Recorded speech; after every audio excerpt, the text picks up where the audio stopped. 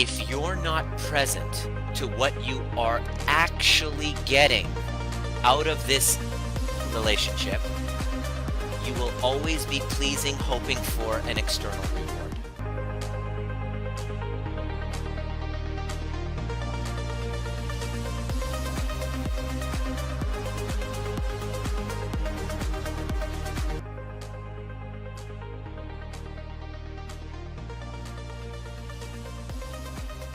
Solving the disease to please.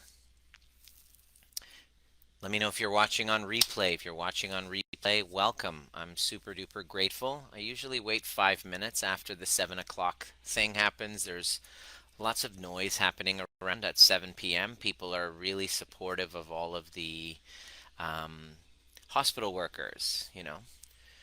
And I remember at first it was pretty exciting, yay, hospital workers. But now we're like day 40.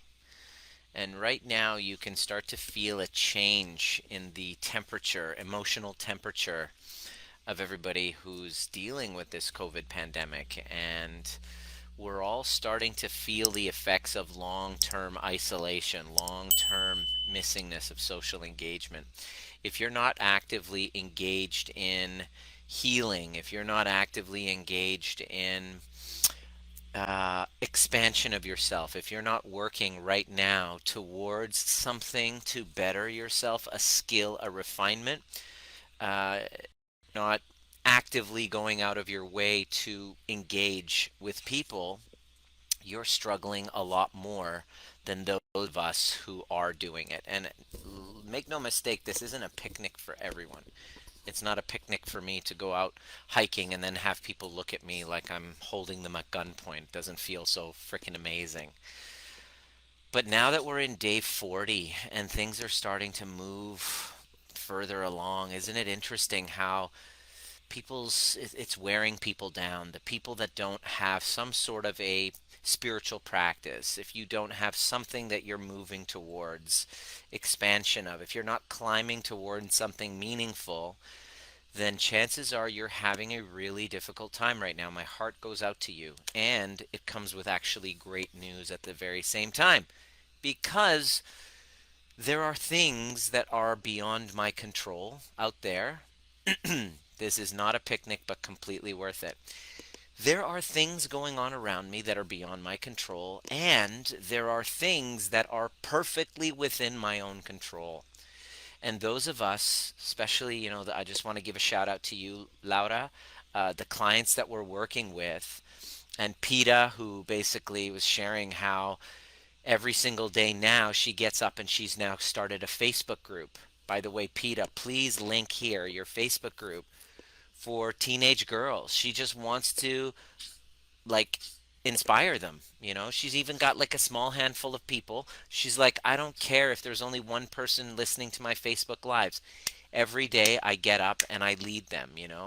Like, there's two types of people right now that are happening right now. Those who really have worked at deepening their roots within themselves are starting to see their potential of thriving. In fact, they're feeling inspired about what's possible.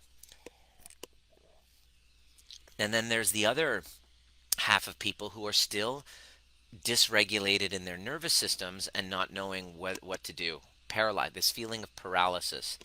And the interesting thing is this feeling of paralysis and dissociation isn't new. It's something that we have within our nervous systems that the COVID-19 pandemic didn't really start. It didn't start with this. It's been going on, and it's a very amazing time for so many people that I get to encounter.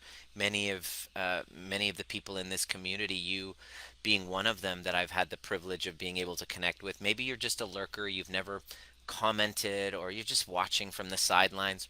That's okay. I'm really grateful that you're on this path with me, because my vision is to create a community of people who have healthy attachments in their relationships, who feel so grounded within themselves that in any crisis they can show up greater versions of themselves in greater service rather than retreating, hiding, living in fear, sitting on their hands saying, Mommy and daddy, Donald Trump, government, please just bail me out. And what I'm here to tell you is you have a choice of which one of those you get to be. The biggest obstacle in this is about fear.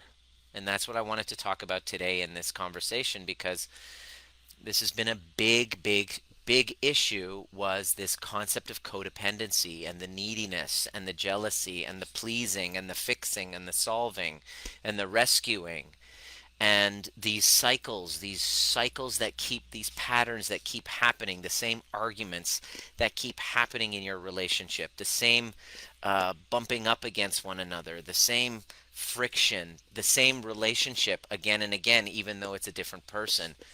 This is now the most important conversation, because the most important thing in the world, because everything else is falling apart, falling away, and the only things that are remaining are what's truly important. And the reality, when you're looking around and seeing, what's my connection like with myself? What's my connection like with my family? This job that I have to go back to, do I really want to go back to that? Or am I like even more inspired? Either one is available to you if you're willing to really take a look and be courageous enough to self-assess. It takes courage. If you're working with us, if you're in this, Lucy seems to be coughing. Is she okay? Yeah, Lucy seems to be having a coughing attack over there. If you're with us and you're doing the work, um, and the work simply is to remain in a conversation of conscious awareness, to choose self assessment, to choose to be at cause rather than having old patterns choose for me. I'm going to be the one that chooses my destiny, chooses my responsibility, chooses who chooses to create secure relationships around me. That's basically it. I'm the one to choose. And so what we're noticing is that these toxic dynamics keep happening. And so I've been, reaching a lot of people who've been reaching out to me. It's been really successful women, essentially. It's just, I'm surprised. Successful women who just keep showing up needy in their relationships. Successful at work, doing really well, like sometimes making millions, but showing up as the anxious attached, the constant, the pleaser, the fixer. And one thing that every pleaser and fixer has in common that I've observed, okay, is they all have the same thing in common. Here's what the same thing is. The same thing is that eventually they show up very resentful. Okay, and this is a really good sign. If you're pleasing, I want you to look at this. It's a very good sign if your pleasing is coming from a place of inauthenticity and wounding versus it's coming from a place of like genuine power and mutuality. You can tell. Here's how you can tell. If you've now gotten to a place of resentment, if you're now resentful, okay, this is the one thing that they all have in common, is they all become. Sorry, Lucy's having a little bit of. Is she okay? Yeah, she seems fine. Yeah, Lucy's. I've never seen her cough so much. So, resentment, that's the key. That's the key component. If you are now finding yourself in a relationship where you're looking and you're saying, fuck, I'm so pissed off. Look at everything I've given you. It doesn't feel fair. And you're coming back and you're coming from a place of anger and bitterness and resentment, there's a good sign that regardless if they're like just your friends or if it's a romantic relationship or it's your child, you're giving from a place of codependency. You're pleasing from a place of wounding. It's not an authentic place. Because if it's coming from an authentic place, there's no reason for resentment, number one. And number two, if it's coming from an authentic place, you're not going to give at the expense of your well-being. You're not going to give at the expense of your well-being. Your well-being is the priority when you're giving. You quickly check in. Instead of saying yes right away, you quickly check in and you just go, okay, wait a second. No, that doesn't feel right. Or I'll be really tired. Or all of your, this is one of the people that I've been talking to, this guy who's been constantly back and forth, and she's like, please, please, please, they're like dating right now, and she's constantly like trying to be cool. This is what usually happens. The codependents usually start off in the relationship really cool. Hey, hey, cool. Yeah, especially with women. Oh yeah, yeah, yeah, I'm cool, I'm not one of those needy chicks. And you don't right away establish your needs right away, and you hide what your needs are, because for you to express them, you're hiding, you're pretending, because if you were to express who you really are, then you're afraid that they're going to reject you. So what you do is you pretend that you don't have, you, first of all, you pretend that you don't have them. You pretend that you don't have these needs. You feel needless because you want to be the cool one. So you hide what that is, and that's what she was doing, and wondering why is it that he would just he wouldn't commit. They'd have a great time, and then they'd get intimate, and then boom, he would pull away, because he's the avoidant naturally. That's from when he's receiving from that wound, he gets intimate, he all of a sudden gets triggered. Oh my gosh, she's going to get crazy and she's going to suffocate me just like my mother, and I'm going to have to be emotionally responsible for this one just like my mother. Fuck that shit. Ah! You're gonna damned if I have this happening again. I know how this looks. I know how needy look. My mother or my father, whatever. There is a dynamic. There's a repetition going on. He feels, and he doesn't want that kind of emotional responsibility, just like mom. You're turning out to become like that, so then he'll fucking pull away, and then this dance keeps going back and forth. Here we go with this dance again. The distancer, the pursuer, the distancer, the pursuer. So one of the things I really want you to look at within yourself, if you really want to heal this, okay, if you want to heal this and you want to create a secure attachment, because that's really what you want, even though what you're thinking you want is him, because you're so fucking obsessed with him. I want him. Please understand, I want you to write this down. It's not him I want, it's a secure attachment that I want. Because that your goal, you can make that your vision, that's what I want. I want that secure attachment. That's the first step towards achieving it, because you think it's him that you want, but it's not him, because he's representing, I'll tell you why, he's representing a wound from yours. It's just a haircut, because if you get rid of him, or you just end that relationship and you don't resolve the primary wound, the core wound, you're going to go start that same dance again, and then become the pleaser again. And then please, please, please, hide your needs. Please, please, please, whatever. Yes, yes, yes to everything. Oh, sure, I'll come paint your whole place. Sure, I'll come. And so she was going, and like, basically he breaks up with her, and after a moment where they got intimate, and she's like, oh my god, he's introduced me to his family, and now I'm meeting his daughter, and wow, this is moving forward, and now getting her hopes up. And then soon as that happens, the expectations, let's spend time this weekend, and should we do that, and leaning in, leaning in, leaning in, which is masculine energy. And then he's just like, I'm gonna avoid this and avoid that, so let's not do this. I can't do this to you anymore. He breaks it off, and then an hour later says, hey, I'm going to go shopping for furniture to decorate my home. Would you come with me? And she's like, okay, I will, because that's who I am. Because it's just who I am. It's who I am. I'm kind. And I'm talking to her, and she's telling me this, and I'm like, it's who you are, hey? Cool. And then I gave her some, this whole conversation started with my conversation with her, because everything she's saying, the more anxious, attached people I talk to, the more I hear all of your fucking excuses. Sorry to be rude. The more I hear all of your justifications and excuses and what your ego is actually saying, and the fact that you have no clue what you're saying, you're so confused and you think you're convinced, this is where I get my content from. It's actually out of my own frustration, which I just want to go fucking wake the fuck up. But I can't do that. Well, sometimes I do. If I'm friends with them, I'm like, ah. But then what I have to do is actually look and see why it makes sense that she's feeling that way, and then why, of course, he's going to want to pull away. Because there is a way for you to flex these superpowers of pleasing. And that's what it is. It's a superpower. It's something you're very good at. It's something you've been known for. It's something that's been your winning formula. One of my clients today messaged me. She goes, "Yeah, being a pleaser is I have a huge financial windfall because I'm a pleaser. I please the right guy." Mm, okay, good. As long as you know, I don't have a problem with it as long as you know what you're getting out of it. Please, you want to write this down.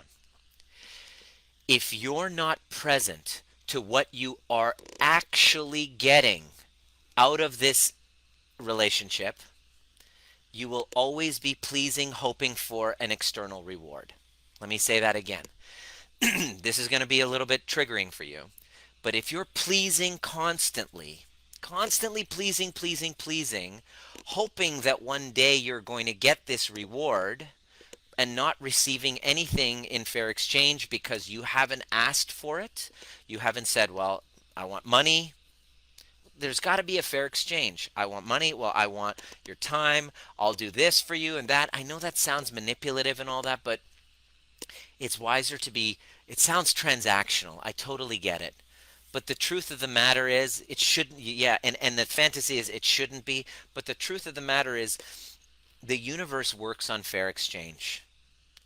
And it's wiser for you to just be clear and have the conversation so that you don't build up resentment later.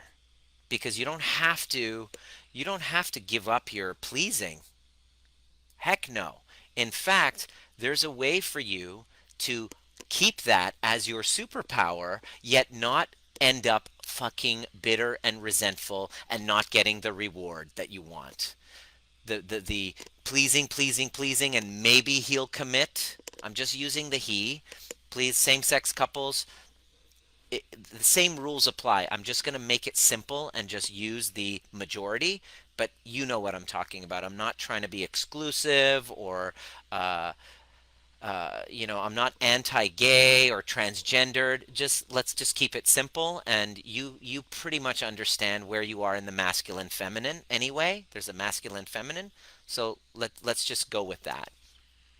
And so what happens is this pleasing thing, and I'll use the feminine, that the feminine does, uh, if it's not clear and boundaries are not set and you don't do this right, you're going to give and end up resentful. Or what I've noticed is you'll end up with a chronic pain and chronic illness because you are so terrified. Those are the people, because I've been in the health field for such a long time. Those are the people who are so fucking, this is the personality that I see, and this is a huge generalization, and I've seen enough patterns that I'm very confident saying it, and my certainty exceeds anyone's doubt about this, is that the people with chronic pains and chronic illness and chronic fatigue, they say, oh, I have chronic pain, chronic fatigue. Okay, great. I just get to know them a little bit, and every single time, almost every single time, they are a individual who is so into giving, and they're so terrified to say no that they will give to the point of their own exhaustion. They will give, or they will say yes even though it hurts them. Oh, sure, I'll help you move even though I have a disc herniation.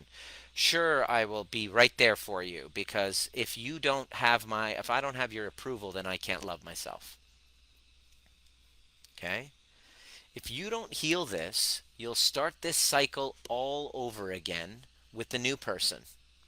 You can say, screw them. I don't want this person to treat me this way. Fine. And here's what will happen. After a while, the resentment starts to build. You don't feel like you're getting an even deal. And then you're going to, in your childish wound, start to say, you don't treat me well. You don't treat, and you're still there. You're still wanting that person. And you're like, you don't treat, and it's like you're endlessly complaining. You show up endlessly complaining, and then you end up being work for the other person. The person is just like, this was my experience when I was in this dynamic. I was with a pleaser, and admittedly, she was like, if I please you and give you everything I think you want, then maybe he'll fix me. That was her hope. She's like, I've never met anyone with the skills, because she saw me at a workshop. First time I met her, she saw my YouTube videos, and she's like, oh my gosh, maybe this guy can help me. She was also John DeMartini's student. I met up with her, and on our first day, that's what I do as well. I'm a pleaser as well. We get to meeting, and she tells me about her food sensitivities, and I'm like, oh, I can help you clear that. She goes, really? And she has this gluten-free cafe. And I'm like, yeah, I can totally help you. If we go back, I can use the overview method. If we go back to where all of this started, then the associations you have with your food sensitivities, you'll be able to eat things that you didn't think you were. She was like, oh, I'm diagnosed celiac. That's what she said. I'm diagnosed celiac. And I'm like, uh, are you sure? Did you get a doctor? No, but that's what my doctor said. Well, maybe you have a food sensitivity. You're not diagnosed celiac. Let's test it out. I sit there and I do a session on her, and her food sensitivity, and we go back to a time when she was in high school, an earlier scene where she was so feeling ashamed because she was dyslexic, and she was in math class and she felt like an idiot. And math class was right after lunch, where she would eat all of the wheats and the dairies and all the crap foods, feeling that food, and then going into math class feeling like shit, like stupid, because she was dyslexic. And she had a crush on the math teacher, because the math teacher was her cheerleader, high school cheerleader, coach, cheerleading coach as well. And so she had this I'm stupid associated with that. We heard that, and all of a sudden, that day, for the first time in 6 years, she could eat gluten. And she was like, whoa. And we weren't even each other's types. I wasn't her type, she wasn't mine. But she's like, maybe this guy's going to help heal me. And she then became a pleaser for me. And it's not difficult to please an idiot like me, especially when I'm only thinking with one head. Catch my drift. Thus began a 4-year relationship that was probably one of the most toxic codependent I've ever experienced. And the experience that I had nearing the end was that she was bitter and resentful the whole time, simply because she felt that she wasn't getting an even exchange. And of course, I was basically playing the avoidant role. I was seeing and up in that relationship was like, oh, this is a lot of work. So I was the avoidant, she was the anxious attached, and thus begun this push pull dynamic, this highly volatile, and it was exhausting. And all of the things that I'm teaching right now were at the result of 2 years of deep inner work that I've taken to actually heal from all of the absolute chaos that was created in my life as a result of dissociating from myself. And she did the same thing. She completely dissociated from herself, and we were both stuck in this toxic codependent dynamic. We were both pleasing the other and abandoning ourselves. So the cool part is now I've learned that I can still be a pleaser in the ways that I want, and I'm clear with what I want in fair exchange, and my partner does the exact same. And you can do that. So I want to show you there's 3 steps to becoming a powerful pleaser without self-sacrificing. So keep it simple. Wonderful. Awesome. So the first thing that you're going to want to do, number one, okay, is first know what you want.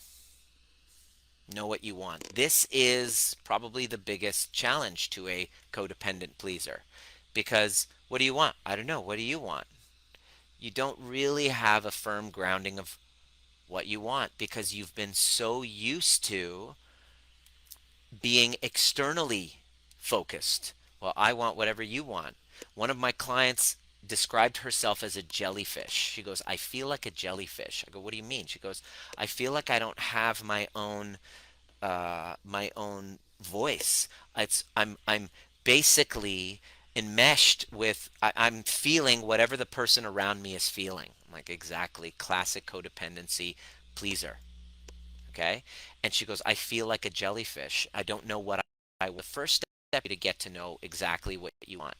And this is done by going into your younger self and reconnecting with the parts of you that you've abandoned. Because there was a younger self within you that always knew what they wanted. But either they weren't seen, or they were anxiously attached. They were actually seen or acknowledged. It was all about taking care of other people, and because, so that you can keep your attachment needs met, you have to abandon yourself. That's when it all began. So how do you know yourself? You must go back and heal the wounds with that younger self. The biggest obstacle is it's scary as fuck. Your ego will not want to do it. Your ego will say no. Your ego is trying to protect your, what's your ego? Your ego is trying to protect your wounded inner child. So it will come up with all sorts of excuses as to why it shouldn't go back there. The ones that I hear the most is, they should do it. I want them to do it. That's number one.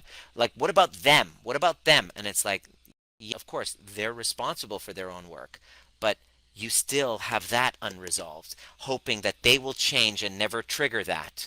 But they will constantly trigger that. You must go back there and reconnect with that. You can't fucking bypass that. Second obstacle is, when you have an opportunity to go and reconnect with that wounded child, your ego is going to try to deflect you. I don't have the money. Let me ask my husband. They're like, oh, I gotta heal this. This is gonna save my marriage. I'm gonna be able to have a healthy relationship. I want my independence. Okay, great. You want that independence. Great. So let's heal that. Well, I gotta make sure that my partner's okay with it. Wait. That's your ego. What if they say no? Here's the question. This is the question that you must answer if you're a codependent right now. What if your partner says no? Then what? Well, then I can't do it. Exactly. And you will stay codependent. You must create personal autonomy. This is what I say to all these people who reach out wanting help. And I go, okay, so here's the deal. Are you empowered to make choices about your own health, or do you need permission from your partner? If you need permission from your partner, I want to talk to them as well. I'm not going to get on. Can I talk to you? Whoa. No, you can't talk to me. I got to have boundaries with my time, because I'm tired of people reaching out. This has been my boundary. I just say this is, I know, because I'm a pleaser. I want to help everyone. And then all these people would reach out to me, and then they would be like, yes, I want to change my life. I'm like, okay, good. You got to step this way, and then, but I'm scared. I know, but that's part of it. Your inner child is terrified, and it's terrifying going back there. It's terrifying going into your body. Your ego is going to want to try to block you and come up with all sorts of excuses.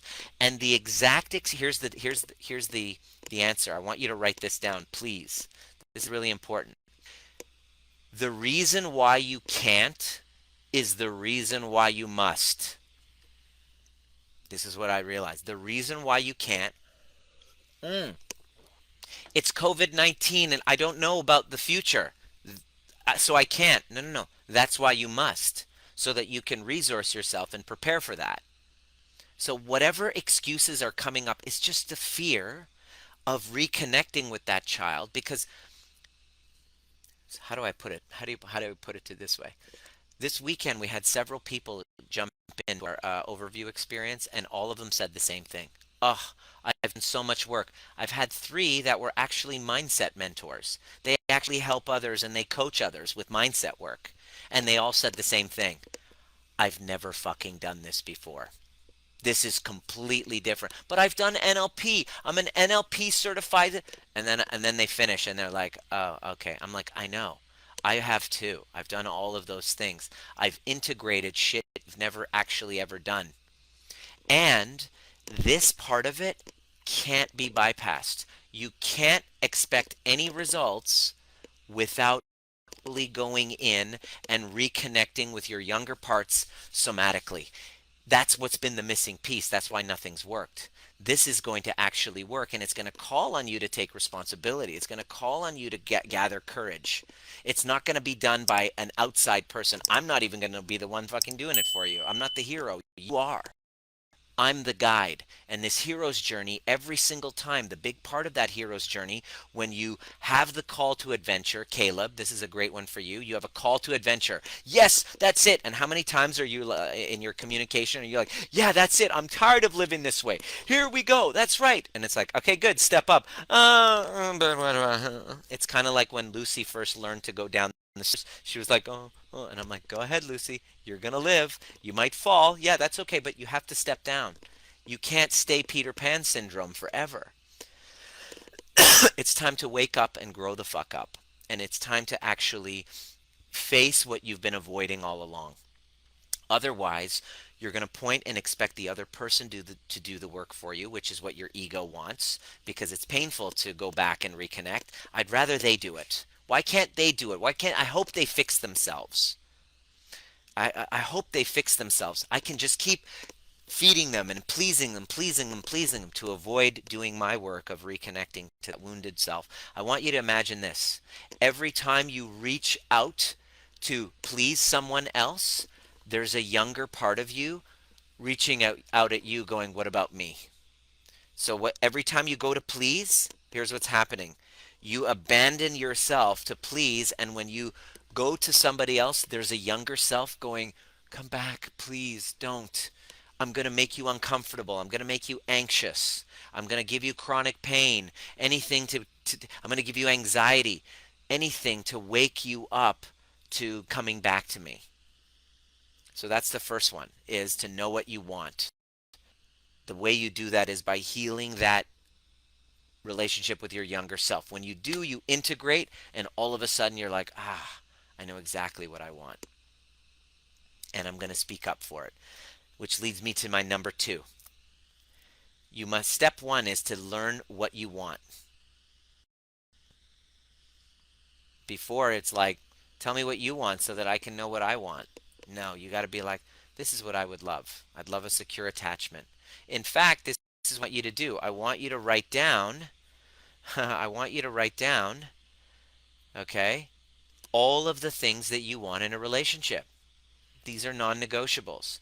What do you want? Okay, great. You talk about his partner. He treats me like that. Yes. What do you want? Oh, I never really thought about that. Start there.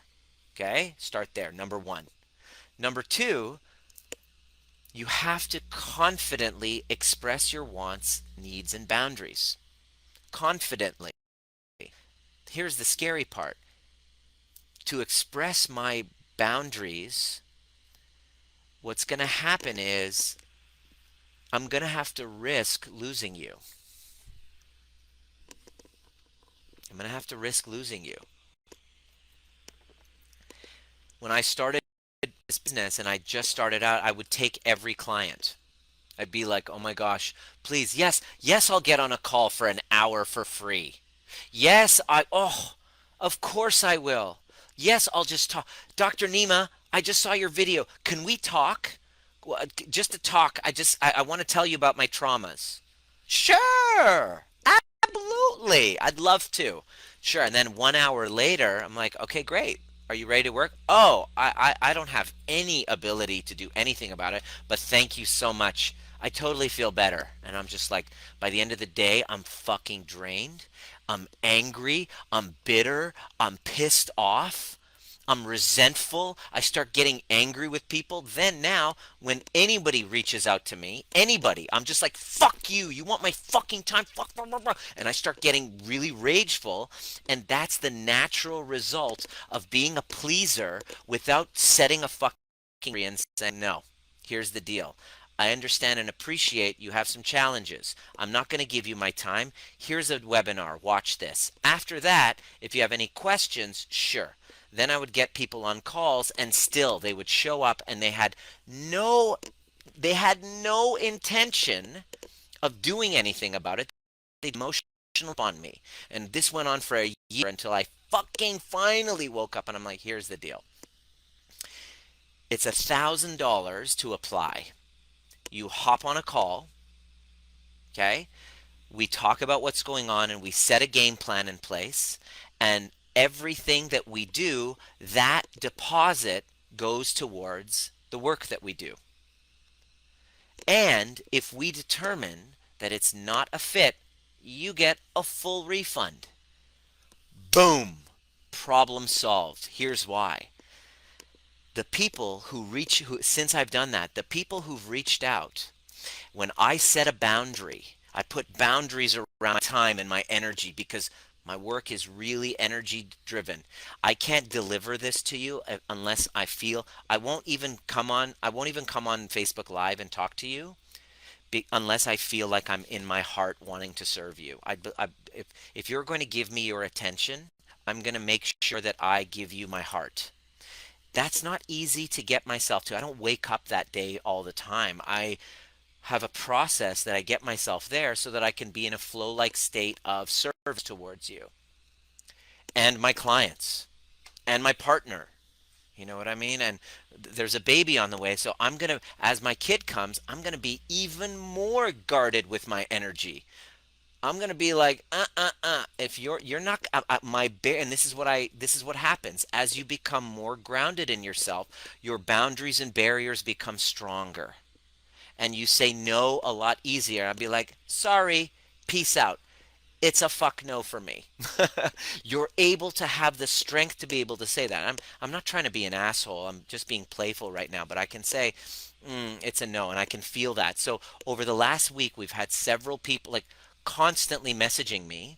So I had to separate the ones that I was going to give and please versus the ones that I was going to say no. Thank you. Because it's not easy for me to say no. I want to say yes to everyone. But then I become a resentful fucking prick when I do. And that's not how I want to show up for the world. So I want to show up in a way where I'm actually feeling like I love I would love to serve you. So now after we did the deposit, it's been a beautiful thing because the people who've shown up, who've invested, have all shown up like, okay, it's going to be scary. I'm ready. They've been probably the best clients over the last like month that I've been doing this. Like Laura, for example, you showing up like, why do you think, Laura, correct me if I'm wrong, why do you think I go the extra mile for you? Because I love your commitment. If I see how committed you are, like you show up on time, you do the work, like you're like, I need to do this, I'm all in. And she sacrificed a lot. She's a single mom of two. She committed to investing and is like, and you don't think I appreciate those sacrifices, so I go double time because I have a fair exchange with Laura. She invested. So I'm like, "Oh yeah, baby, we're going to over deliver. That's what we're going to do." And the ones that say, "Oh, Dr. Nima, I need help." I'm like, "Great, sure." So it's 1,000 deposit, and it's here's the best part: it's an irresistible offer. If we're not the right fit, you get a full refund. Full refund. So you want to talk to me, sure, but put some sort of a and so when we've done that, now the only people who get on a call with me are completely serious. They're like, "Dr. Nima, I don't want to waste your time." And I'm like, wow. I start hearing this. People are like, "I have so and so. I heard about you through so and so. I need to change this now." Great. Here's what we got. "Okay, I can't do that. Dr. Nima, I don't want to waste your time." I'm like, well, look at that. My life has just gotten and am I willing to piss off one or two of you who think I'm a fucking greedy asshole? Yeah, I'm willing to do that because my work is really important to me and so are my clients. So if I'm draining my energy with people who are just wanting to emotionally dump because I want to please, then I'm a dick to my clients. But I treat my clients like fucking gold. I go the extra mile. And I love that. And if you're a pleaser, please understand that I see you. I do that with my work as well. Here's the main thing you got to learn in order to be able to do that. You have to be okay being misunderstood. You have to learn how to trigger proof yourself to being misunderstood. It's terrifying, but trust me. So when somebody thinks I'm being a greedy prick for doing that, I should just give my time for free. There's a part of me that's like, oh, I don't want to be seen that way, but I'm okay being misunderstood and it's a practice. I didn't get there overnight. to have that level of, you know, uh, certainty, but that's what it is. So, number one is to know what you want. Number two is to confidently express your needs and wants and boundaries.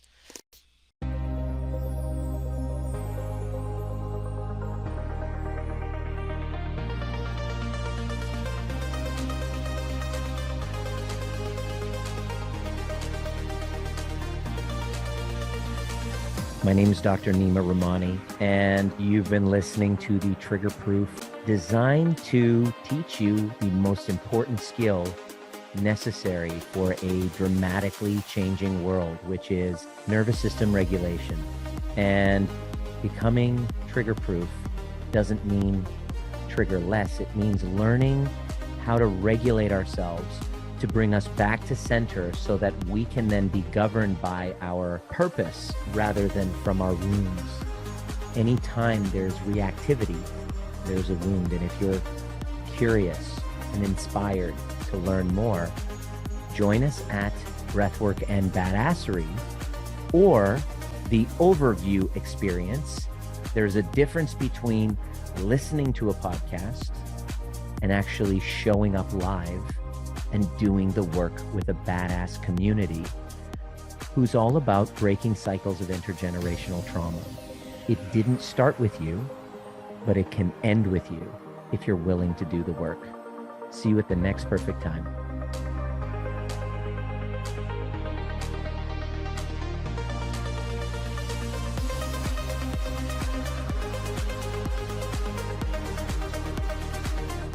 How do you do that? You must learn how to trigger proof yourself to being misunderstood. And number three, for the pleasing, doing it, here's number three. Third step is to acknowledge what you're doing it for. Acknowledge that the work that you're doing, all of this inner work, we say, oh, it's just for spirituality, it's just for my own health. No, you want a healthy relationship. Acknowledge that it's okay to want to do this work so that you can have a healthier relationship. Acknowledge that that's what you want. There's nothing shameful in that. There's a lot of like coaches and, you know, guru and trying to shame you for your desires. There's nothing shameful for wanting a really great relationship where you feel safe. It's your home base. Number one, know what you want. Number two, confidently express your wants and needs and boundaries. Step three, be okay with having it about your wanting a relationship. Be okay with that. If that's what you want, because doing it for spiritual growth or doing it for my own personal development, no, I want to have a healthy relationship. There's nothing more important in the world than that. And when you go through crisis like this, if you have that foundation, you have the roots at home, you are doing amazing. So this is basically for those of you who are pleased, saying yes all the time, saying yes to a person, saying yes in fear of saying no, in fear of rejection. You have hope, but it takes work. It's not a quick fix. It's not a this three-step process takes several months to master.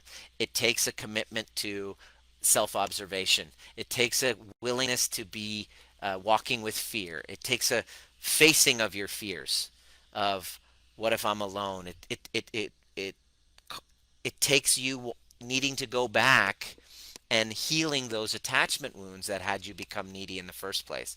In fact, when I saw this happening, I stopped dating for 6 months. I have a healthy, secure attachment right now, and we're doing the work daily on keeping it that way. But I didn't distract myself in a relationship to get it. And in fact, I did the scariest thing ever. I was single for 6 months.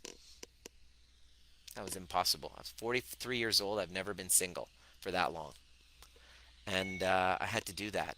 And the work was not easy, but I did it for the right reason because I want a healthy relationship. And it's not easy, but it's worth the investment of time and resources because if I don't have that, I can have the most successful business, but I'm not really going to enjoy it.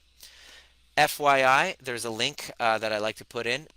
Sunday, join us for Breathwork. It's only $10. If you're having problem with the $10, let me know. I'll sort you out. But I got a link there, noon on Sunday from noon to 3. We do an inner child meditation with breath work to help you release some of those old traumas, reconnect you with your younger self, integrate the child mind and the adult mind together, and give you a practice you can use for the rest of your life to help heal you on a somatic level. Make sure you subscribe. I hope to see you at the next perfect time. See you